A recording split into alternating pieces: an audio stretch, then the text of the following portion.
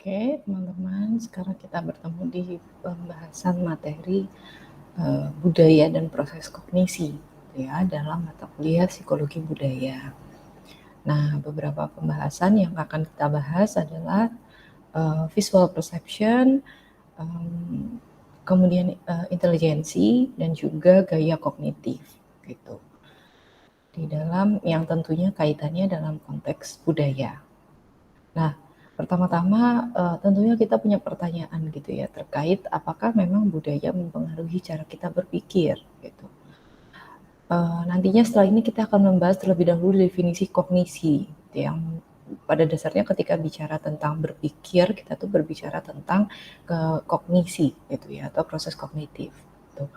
Yang mana pada dasarnya kognisi itu merupakan proses mental yang kita gunakan untuk mentransformasikan input sensoris ke dalam pengetahuan, seperti itu. Jadi proses mental ini meliputi persepsi, atensi, ingatan, memori, dan pemikiran yang pada dasarnya ini kita lakukan untuk mengolah data atau informasi apapun yang ada di sekitar kita, yaitu berupa stimulus gitu ya, yang akan menjadi pengetahuan gitu. Kita proses dan menjadi pengetahuan gitu. Tentunya harapannya adalah dengan memproses dengan adanya kemampuan kognisi ini kita menjadi memiliki pemahaman yang lebih baik lagi, baik secara teoritis maupun secara praktis atas diri kita dan dunia gitu.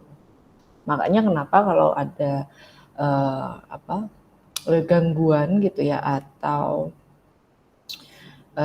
ya masalah gitu ya kaitannya dengan kognisi, maka diri kita dan lingkungan kita akan mengalami apa yang disebut dengan kebanjiran data gitu ya, karena pada dasarnya setiap harinya, setiap detiknya kita itu selalu dibanjiri atau mendapat stimulus yang sangat banyak. Nah, kemampuan kognitif yang adaptif itu membuat kita bisa menyeleksi informasi atau stimulus-stimulus tersebut sehingga kita bisa memfilter dan bisa memproses mana yang relevan bagi kita pada saat itu.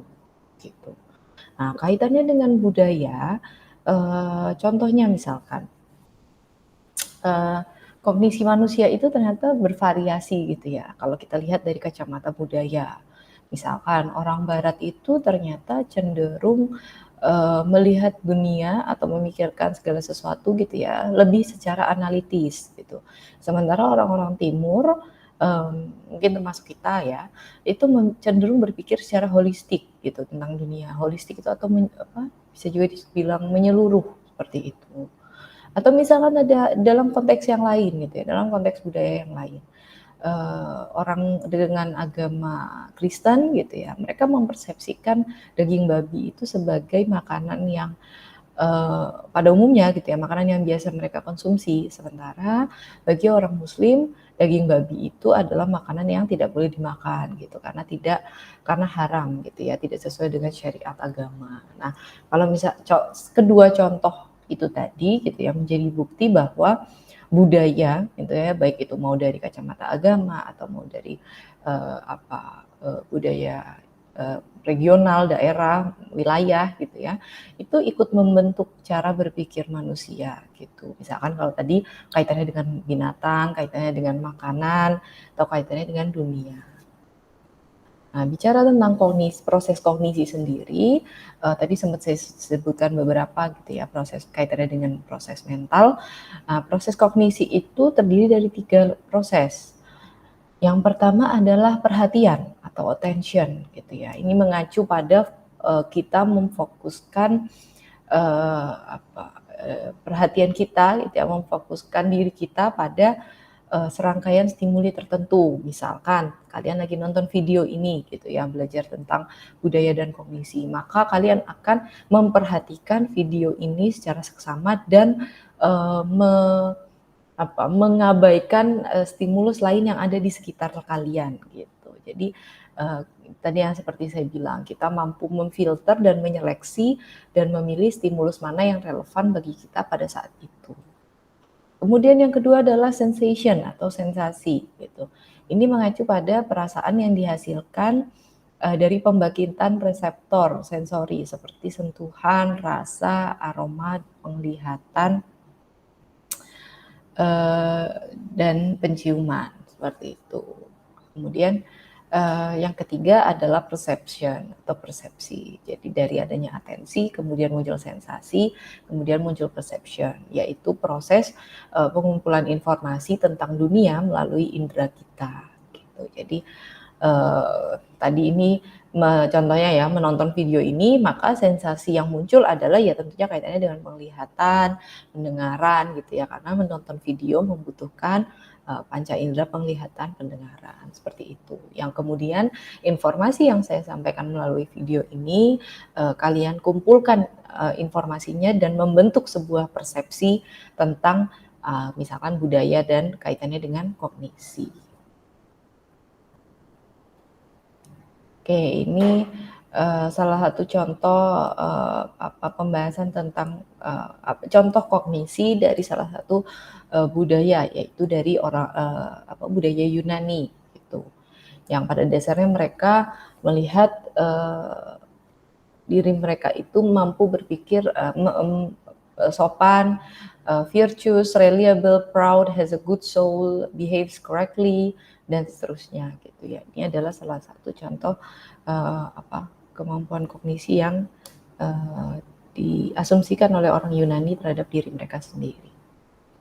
Oke, kita masuk ke pokok bahasan pertama, yaitu jadi di dalam proses kognisi itu ada ketiga komponen utama, yaitu tadi ya visual perception, gaya kognitif, dan intelijensi. Nah, persepsi visual itu pada dasarnya adalah proses aktif yang melibatkan kerja interpretasi kita gitu. Jadi apa yang kita lihat gitu ya, lagi-lagi itu merupakan sebuah informasi untuk membentuk penilaian atas diri kita dan dunia di sekitar kita. Nah, dan ini tentunya membutuhkan pemikiran aktif gitu ya. Jadi ketika kita membuat persepsi atas sesuatu dari yang kita lihat gitu ya, maka ini akan membentuk membutuhkan pemikiran yang aktif gitu, menggunakan otak secara aktif gitu. Dan tentunya juga persepsi yang kita buat atau yang kita hasilkan nantinya tentunya dipengaruhi oleh pengalaman kita sebelumnya gitu. Misalkan teman-teman ada lihat laki-laki dan perempuan gitu ya, kelihatannya masih muda gitu, terus keluar dari hotel gitu misalkan. Mungkin teman itu kan dari visual apa yang teman-teman lihat, kemudian kemudian memunculkan sebuah persepsi tertentu yang misalkan mereka masih muda gitu ya. Terus kalau misalkan dari pengalaman teman-teman sebelumnya, misalkan nonton film, nonton video apa, atau nonton di sosial media gitu ya, kasus-kasus perselingkuhan, pelakor gitu ya. Nah, akhirnya teman-teman mempersepsikan bahwa laki-laki dan perempuan yang keluar dari hotel itu konotasinya negatif seperti itu. Nah, itu adalah contoh bentuk visual perception.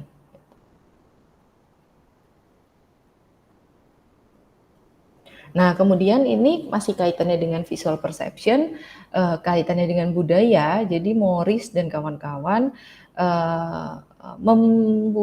melakukan sebuah riset gitu ya. Mereka mau melihat siswa SMA yang tinggal di Hong Kong, dan mereka ini tumbuh dengan bicultural. Jadi mereka tumbuh dengan dua kebudayaan,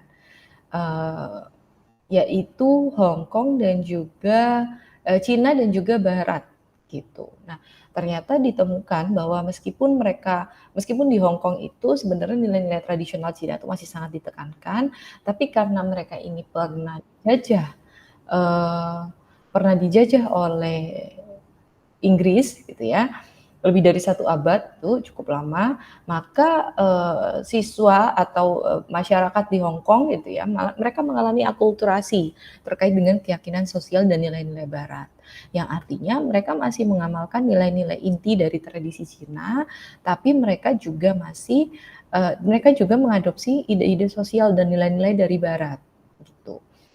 Ini yang disebut dengan Hong dan kawan-kawan disebut sebagai frame switching. Itu artinya mereka bisa bergonta-ganti mengganti lensa kulturalnya yaitu kadang menggunakan lensa budaya Cina, kadang menggunakan lensa budaya Barat. Nah, ini teman-teman bisa lihat ya, ini adalah sebuah gambar. Jadi ini juga merupakan sebuah penelitian gitu ya, yang dilakukan pada orang-orang dengan latar belakang budaya yang berbeda. Mereka disuruh mengobservasi aja apa yang mereka ditunjukkan gambar ini, kemudian gambar ini disingkirkan, kemudian mereka disuruh untuk menceritakan kembali gambar ini gitu. Nah, ternyata pada budaya ada perbedaan item-item yang diingat gitu ya di dalam gambar ini. Gimana pada satu budaya mereka kita cenderung mengingat yang terlihat besar di sini, misalkan ikan-ikannya gitu ya. Ada 4 ikan gitu misalkan. Kemudian ada tanaman-tanamannya yang cenderung terlihat besar gitu. Tapi ternyata ada budaya lainnya itu menariknya mereka cenderung mengingat siput dan juga katak yang terlihat di sini tapi gambarnya tidak terlalu besar gitu. Artinya kaitannya dengan visual gitu ya. Kita mungkin punya apa yang menurut kita salient atau menonjol pada saat terkait stimulus tertentu itu dipengaruhi oleh budaya kita gitu. Makanya kenapa tiap budaya punya caranya masing-masing dalam menilai atau melihat sesuatu yang menurut mereka menonjol gitu atau menarik. Oke. Nah, kalau misalkan masih bicara tentang persepsi visual, ini bisa dijelaskan dengan 3 teori sebenarnya. Yang pertama ada Carpenter World Theory. Ini menurut Matsumoto sama Juang itu orang-orang yang tinggal di kota industri gitu ya. Mereka terbiasa melihat benda-benda yang berbentuk persegi panjang. Sehingga mereka punya kecenderungan untuk berekspektasi bahwa benda-benda di dunia atau pada umumnya itu berbentuk kotak gitu ya.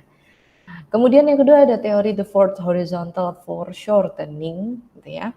Di mana pada dasarnya ini adalah teori di mana individu itu cenderung menafsirkan garis-garis vertikal sebagai garis-garis horizontal yang mengarah ke suatu titik dari kejauhan gitu. Jadi ini bicara tentang kalau garis vertikal itu lebih panjang dibandingkan garis horizontal seperti itu.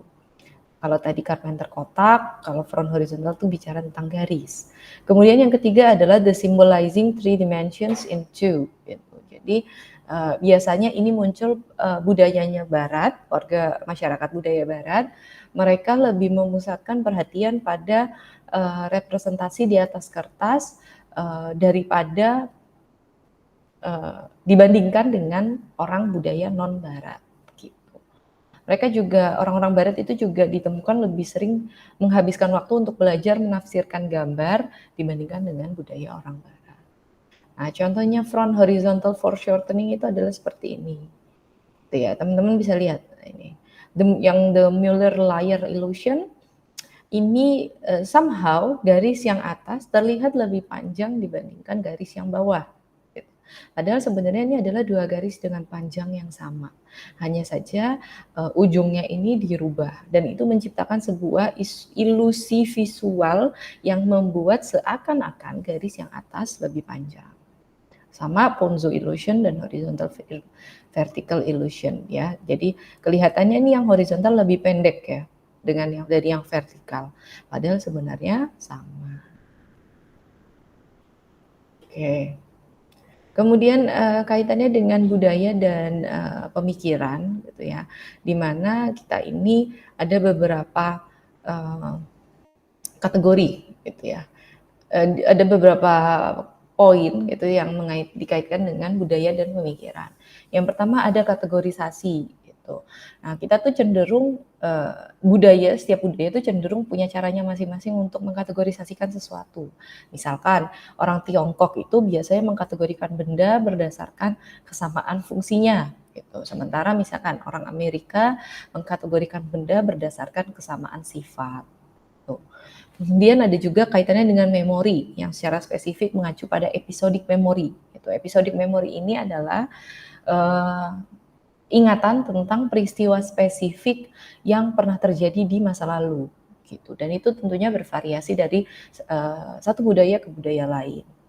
Contohnya misalkan ingatan episodiknya orang dewasa Eropa tentang peristiwa autobiografis yang ternyata lebih besar dibandingkan dengan orang dewasa Asia. Kemudian ada juga kaitannya dengan matematika, gitu ya. Nah ini ada yang disebut dengan gender stratification hypothesis, gitu, yaitu perbedaan budaya yang berkontribusi dalam kesenjangan prestasi matematika antara laki-laki dan perempuan, gitu, dalam konteks matematika, gitu ya. Di mana beberapa budaya memang memberikan peluang yang lebih besar bagi laki-laki untuk mempelajari matematika dibandingkan pada perempuan.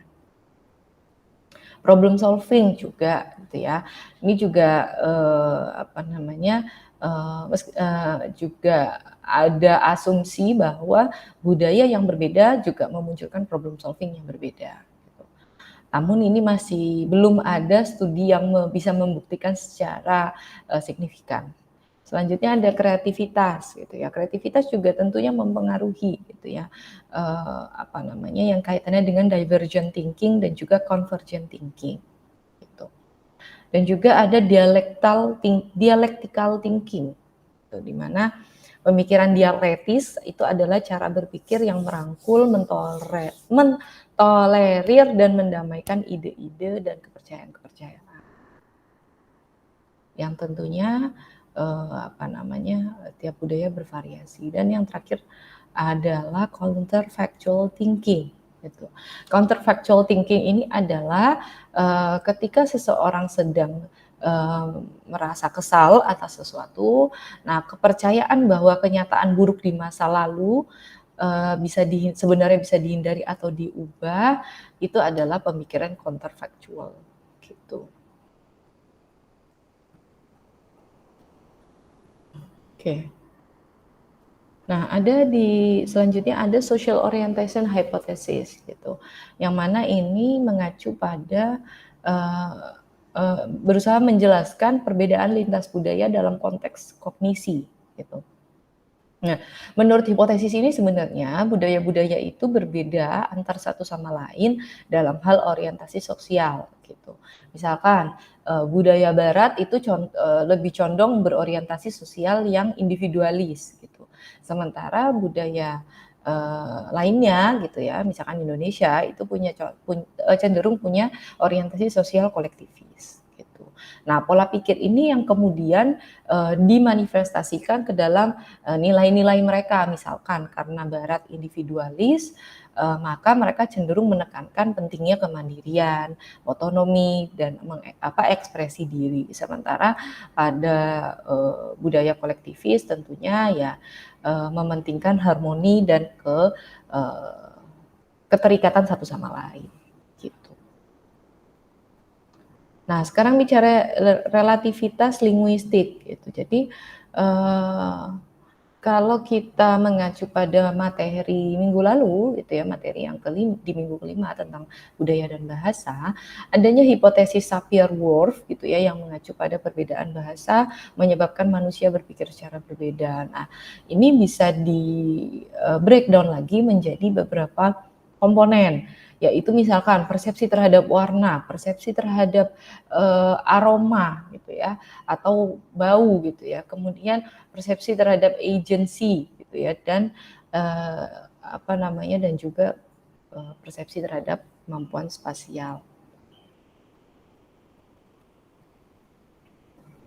Oke. Nah, bicara tentang budaya, pengaruh budaya atas kesadaran ini terbagi menjadi 3 ya, yaitu ada lagi dalam konteks orientasi waktu gitu. Misalkan ada budaya-budaya yang cenderung sangat menjunjung tinggi ketepatan waktu gitu ya, menjunjung tinggi pentingnya waktu sebenarnya, sehingga kaitannya dengan etos kerja, nilai-nilai dalam bersosialisasi, mereka menjunjung tinggi pentingnya keakuratan waktu, yaitu hadir tepat waktu gitu ya, menepati janji sesuai waktu gitu. Sementara ada budaya yang tidak demikian gitu. Kemudian kaitannya juga dengan mimpi. Tentunya isi dan peran mimpi manusia dipengaruhi lingkungan budayanya, apalagi misalkan kita Jawa gitu ya, banyak sekali kepercayaan-kepercayaan terkait mimpi. Bila mimpi ada ular mau dapat jodoh gitu ya. Bila mimpi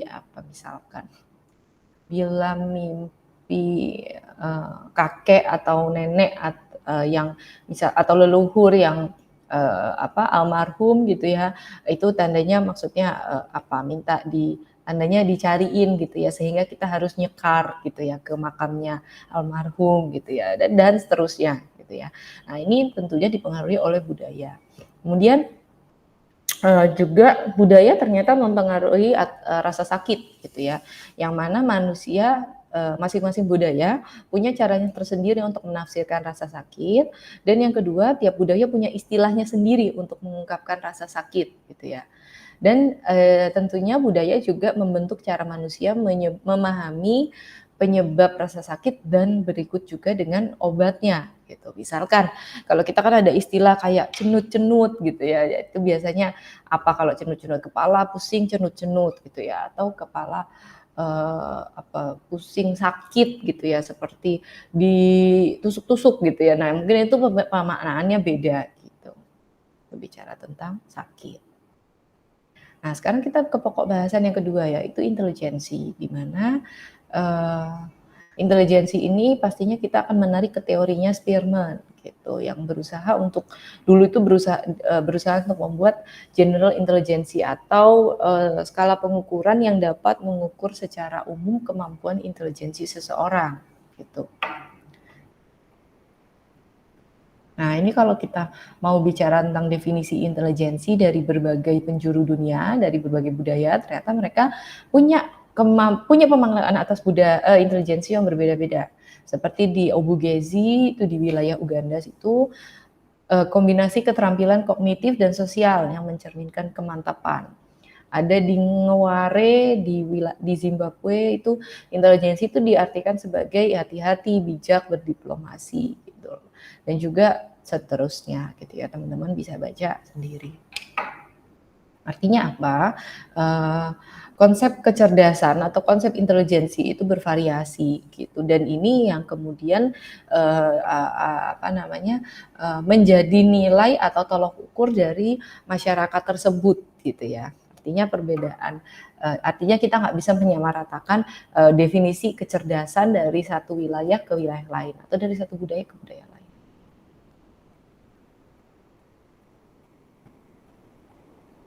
Oke, nah faktor yang mendasari kehidupan kognitif individu itu ada menurut Hebb tahun 49 ada yang disebut dengan intelligence A, yang ini kaitannya dengan kecerdasan yang dihasilkan dari perangkat genetik dan potensi individu. Kemudian ada juga intelligence B, di mana ini hasil perkembangan faktor potensi genetik melalui interaksi dengan lingkungan budayanya. Dan Vernon juga mencetuskan di tahun 79 gitu ya, yaitu intelligence C, yaitu kinerja individu pada sebuah tes intelijensi. Nah,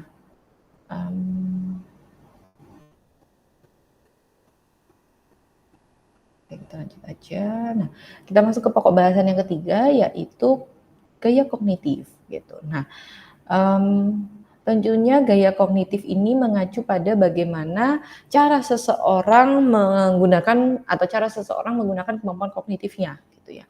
Dan bukan seberapa banyak kemampuan kognitif seseorang. Jadi lebih kepada cara-cara kita memproses informasi dan kemudian memunculkan sebuah interpretasi tertentu gitu dari informasi tersebut.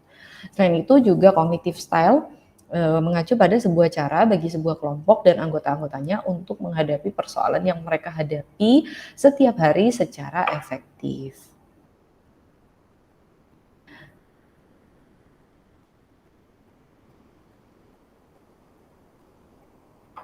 Nah, Oke, nah maka dari itu, ada satu, istilah yaitu yang disebut dengan contextualized cognition. Nah, ini dicetuskan oleh Cole, dan kawan-kawan tahun 71, yang pada dasarnya mengusulkan pendekatan kontekstual gitu, kaitannya dengan, intelijensi manusia gitu.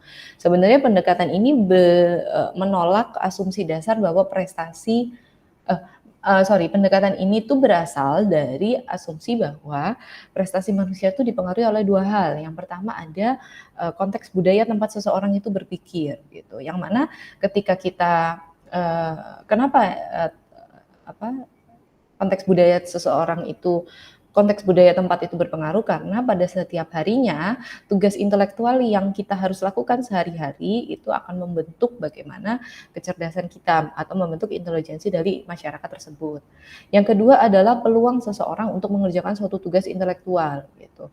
Artinya orang yang memiliki peluang lebih besar untuk melakukan tugas-tugas intelektual maka akan cenderung berprestasi tinggi, sementara tidak bagi yang tidak terlalu banyak memiliki peluang. Misalkan orang yang sehari-hari pekerjaannya adalah bertani gitu ya, maka dia akan memiliki kemampuan yang tinggi atau kemampuan yang baik gitu ya terkait hal-hal pertanian gitu. Sementara tidak bagi orang yang tidak terbiasa bertani, tapi mungkin biasanya adalah di industri atau di pabrik gitu misalkan. Nah, ini yang kemudian akan mengarah pada kemampuan mereka untuk beradaptasi dalam kehidupan sehari-hari. Artinya bicara tentang kecerdasan, kemampuan itu meskipun memang sudah ada skala pengukurannya, tapi tetap juga harus mempertimbangkan bagaimana konteks budaya itu berlaku bagi individu tersebut. Baik, demikian materi dari budaya dan kognisi. Silakan teman-teman berdiskusi di forum diskusi yang telah disediakan.